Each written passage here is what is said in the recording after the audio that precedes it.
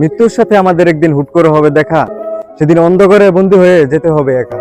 বন্ধু বান্ধব আত্মীয় স্বজন এসে দেখবে নিতর দেহ, চোখের পানি সবাই ফেলবে, সঙ্গে যাবে না কেহ।